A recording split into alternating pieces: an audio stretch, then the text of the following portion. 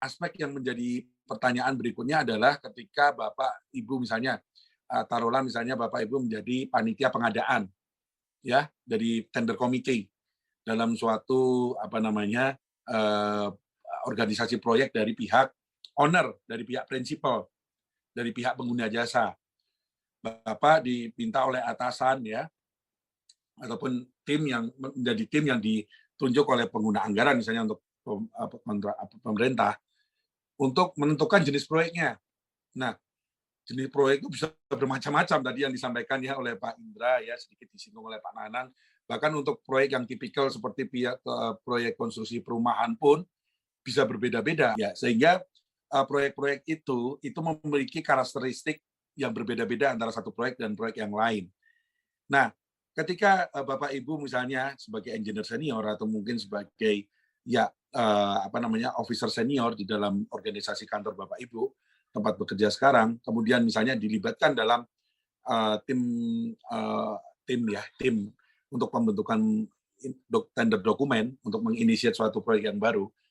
Pertanyaan adalah, saya mau proyek A, begitu ya. Nah, konsiderasi apa yang harus, tolong dong Anda dengan ada external lawyer, kemudian ada internal lawyer juga, ya, kemudian misalnya ada kabiro hukum kalau di pemerintahan ya, biro hukum segala macam terlibat, ada tim di situ. Anda dari tim teknis sebagai engineer, apa sih pertimbangannya? Apa masukan Bapak? Apa input Bapak atau Ibu untuk mendefine suatu jenis kontrak yang paling sesuai dengan proyek A tersebut. Nah, itu yang disamakan dengan contracting strategy dan itu tadi kalau sedikit saya di contracting strategy itu berada di dalam pre-kontraktual atau dalam fase tender. Dalam fase lelang itu contracting strategy itu sangat berpengaruh.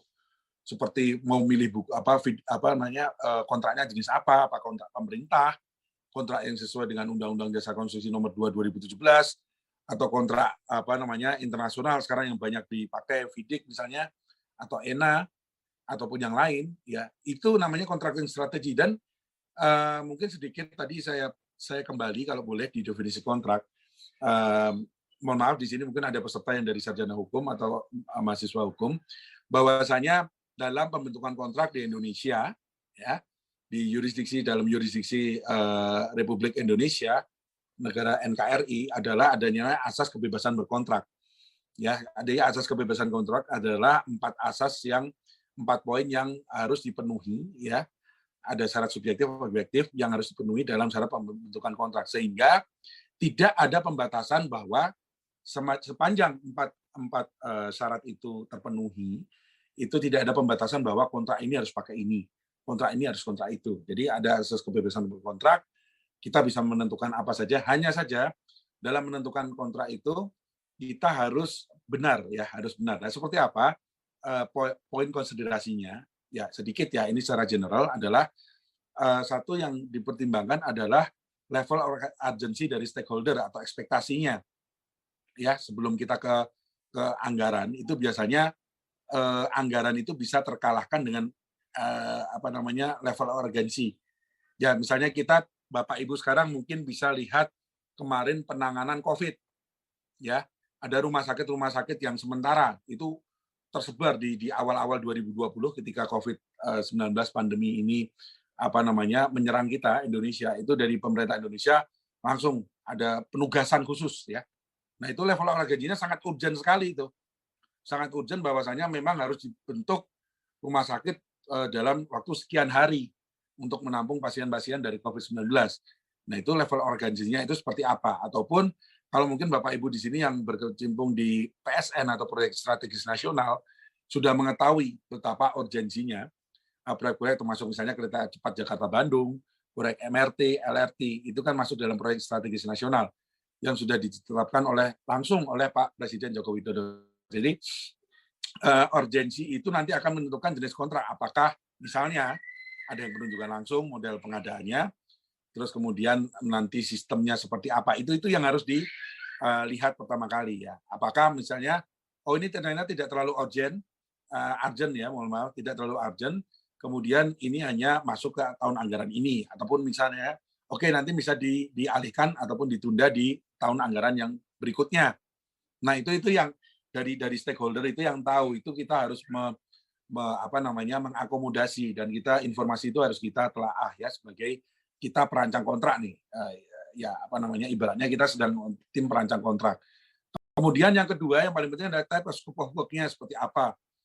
Tadi apakah misalnya rumah sakit sederhana kah, ya, ataupun rumah sakit sederhana dengan fasilitas tertentu, ya, ataupun misalnya ada rumah sederhana, rumah bersubsidi ya dengan spesifik tertentu. Nah, scope of work-nya seperti apa ya, dengan kompleksitasnya juga.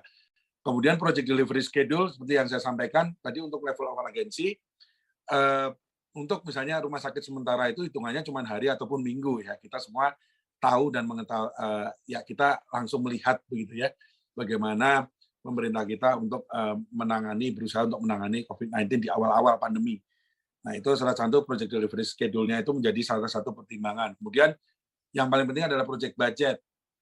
Budgetnya dari panitia anggaran misalnya kalau pemerintah ya masuk ke single years, multi years, ataupun yang tahun tunggal atau tahun jamak ya, lebih dari setahun atau kurang dari setahun masa kontraknya.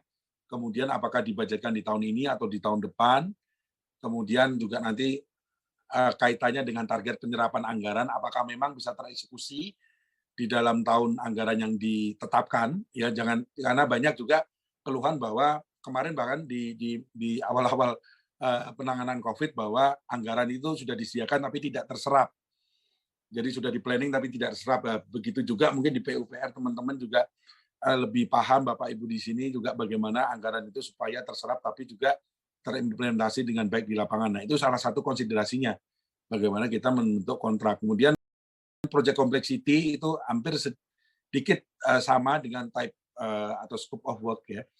Jadi lingkup kerjanya itu seperti apa, hanya saja kompleksitas ini lebih ke nanti ke eksekusinya. Seperti saya singgung sedikit tadi, seperti yang saya singgung, bahwasanya apakah ini konstruksi tradisional atau konstruksi terintegrasi, design and build, atau EPC, ya, atau turnkey putar kunci. Nah, itu kompleksitasnya apakah memerlukan teknologi-teknologi tinggi, equipment atau mesin-mesin yang khusus ya, yang didatangkan dari luar negeri. Nah, itu memang harus dirancang sehingga menjadi pertimbangan dalam penyusunan kontrak atau pemilihan jenis kontrak.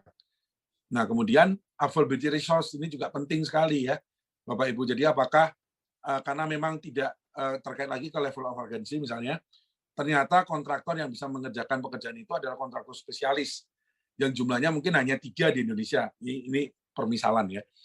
Jadi untuk level yang besar sekali ya, untuk masif ya, misalnya kemarin untuk pembangunan rumah sakit sementara pada saat COVID, itu ada beberapa kontraktor yang ditunjuk langsung dan memang tersedia. Ya, itu yang paling penting, tersedia atau tidak di wilayah itu. Atau kok misalnya kalau perlu tender itu harus mengundang tender, misalnya tender internasional sampai ya. Ya, itu dengan loan segala macam, harus proses tendernya lebih panjang lagi. Nah, itu apakah memungkinkan dari sisi project delivery schedule-nya. Nah, itu akan sangat mempengaruhi juga nanti ke jenis kontrak ya yang akan dipilih.